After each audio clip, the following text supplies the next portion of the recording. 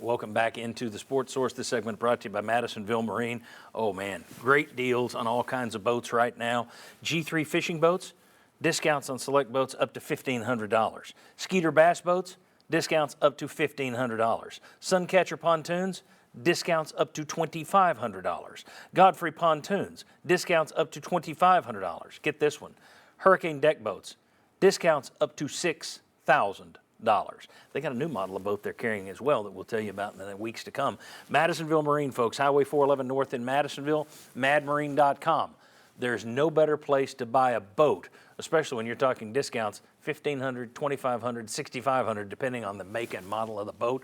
Madisonville Marine. All right, take a look here at the 247sports.com top 10. This was as of yesterday about noon, so if it's changed, it ain't my fault. Georgia ranked number 1, Ohio State 2, Texas A&M, Florida, blah, blah, blah, blah, blah. Tennessee 9th in the nation. They have 20 commits so far, 2 from 5 stars, 13 4 stars. You look at the fact they're 9th in the country, that's pretty good, Ryan Callahan of Go Vols 24/7, who covers recruiting.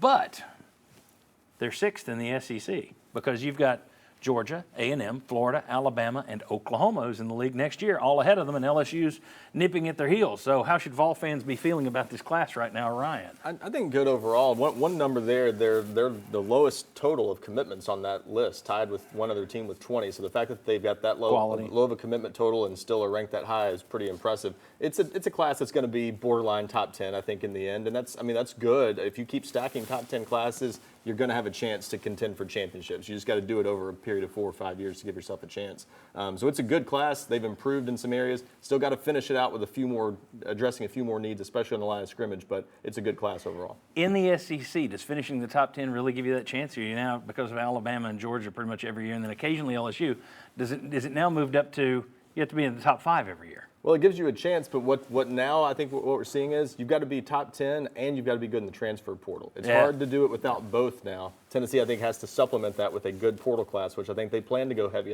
in the portal at some positions, but how much can they do in the portal? Because they're losing quite a bit this year, especially on that offensive line. Let me ask you 2 quick questions, all right, about this class.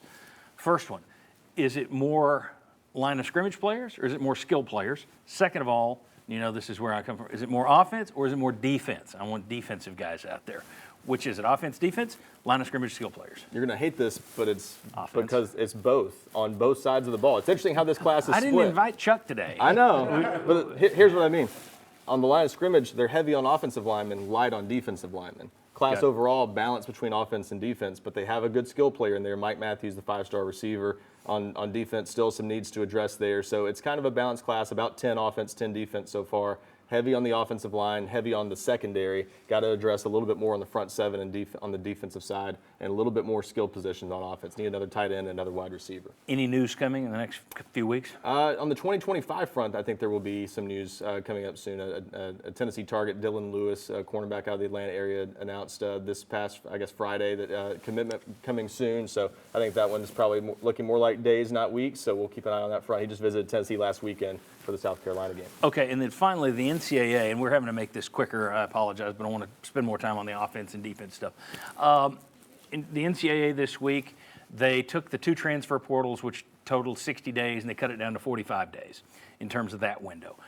In terms of, they've kind of put in place the COVID rule permanent now. So the old 25-man inaugural count, that's gone. Mm-hmm.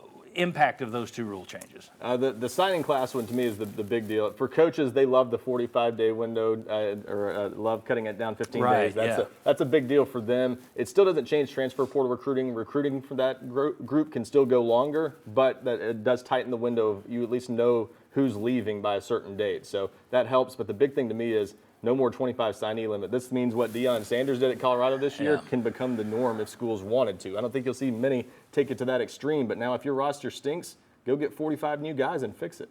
Do you think that's a product of what people saw with Dion? Do you think that's, or was this already in the works ahead of time? It's not that. It's just I think they tried it for a couple of years with the transfer portal to see how it worked. I think they realized there's no better solution. What number would you come up with? It's kind of arbitrary. Yeah. And if you have a team that loses 25 guys in the portal, you want to be fair to them. So as long as you're leaving it open game for players, it kind of has to be open game for teams. I think is what they decided. All right, very good. Ryan, you always do a great job with that. I appreciate it. You can read his work, GoVols247.com.